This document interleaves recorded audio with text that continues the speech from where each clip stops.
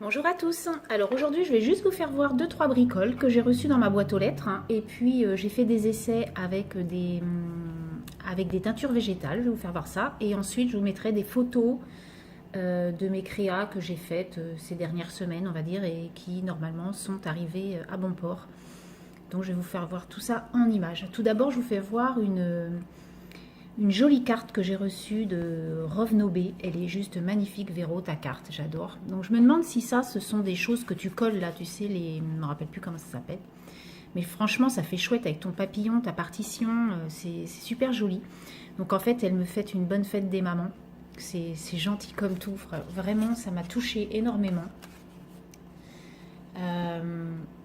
Et en plus, il faut savoir que le 26 mai... le 26 mai, c'est la fête des mamans, effectivement, mais c'est aussi la Saint-Bérengère. Donc du coup, c'est ma fête aussi.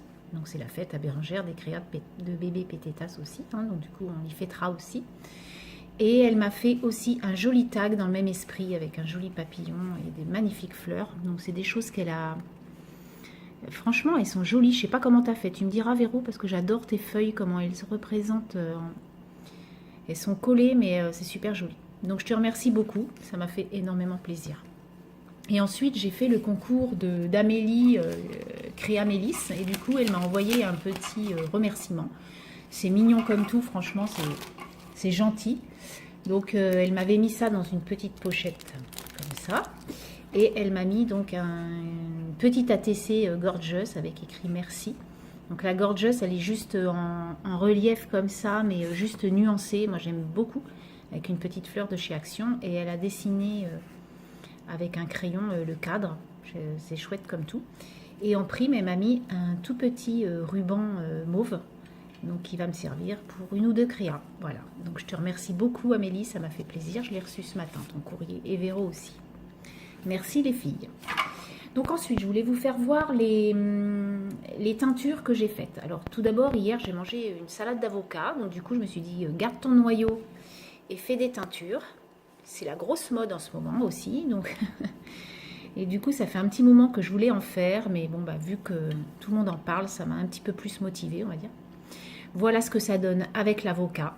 Donc franchement, un rose, un vieux rose, c'est super joli. Donc je vais vous les faire voir en naturel ce que ça donne. Alors non, c'est pas celui-là. Donc les fleurs, elles étaient comme ça. Donc, vous voyez la différence. Et enfin bon, après c'est les mêmes, je vais vous faire voir la différence entre ce que j'ai fait et donc voilà, j'ai pas les mêmes tissus mais vous voyez le blanc, la différence avec ce que j'ai fait à l'avocat. Donc franchement je suis méga contente et franchement c'est pas compliqué. Donc vous mettez dans votre casserole bouillir votre noyau d'avocat. Moi j'ai mis 2 plures en plus, non séchées, hein, ça a marché très bien. Et du coup, j'ai mis un peu de sel pour que ça tienne un peu la couleur. Et j'ai touillé pendant, on va dire, à peine 1 heure. Et voilà le résultat. Et en plus, nous, on ne va pas les laver puisque c'est pour des créas qu'on va coller. Donc voilà. Donc on verra ce que ça donne sur les créas, je vous ferai voir. Et donc ça, donc j'ai fait ça.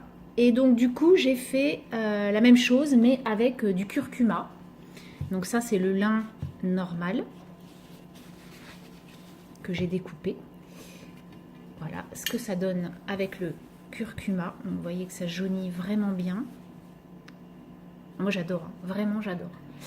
Les fleurs, voilà ce que ça donne. Donc un joli jaune. Et la dentelle blanche, elle donne ça. Donc, vous voyez, c'est un superbe jaune. En plus, c'est pas un jaune criard, c'est pas un jaune très très pâle, c'est un magnifique jaune. Donc je suis contente, plutôt contente du résultat. Voilà ce que ça donne. Et ensuite j'ai fait une autre expérience, ça a moins marché, mais bon je vois que ça a marché quand même par rapport au tissu d'origine. Hein. Donc en fait j'ai un figuier dans mon jardin et j'ai fait bouillir des feuilles de figuier. Et voilà, donc en fait ça fait un beige. Vous voyez la différence. Donc ça fait un beige. Effectivement l'eau était un petit peu vert très très très pâle, mais du coup ça fait plus beige en fait. Hein. Mais bon c'est pas moche. Hein. Et donc le ruban, pour vous faire voir la différence quand même, hein. Donc il est quand même écru, hein. Ça a fonctionné, hein. On va pas dire que ça n'a pas fonctionné. Mais je pensais que ça aurait verdi un peu plus. Donc ce soir ou demain, je vais faire avec d'autres... je vais essayer de regarder sur le net d'autres feuilles de végétaux pour voir ce qui verdit le plus. Alors je sais que l'épinard verdit le plus, hein, c'est ce qui est écrit dans les... Et ça m'a été confirmé par Sandrine de la chaîne Bison, mais du coup je vais essayer ça déjà avec d'autres plantes, peut-être la menthe ou je ne sais pas. Donc je vais regarder ça.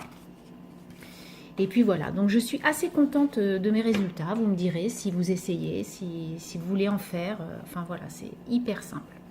Donc maintenant, je vais vous laisser avec mes photos et je vous souhaite une bonne fin de semaine et un très bon week-end. Allez, bye bye!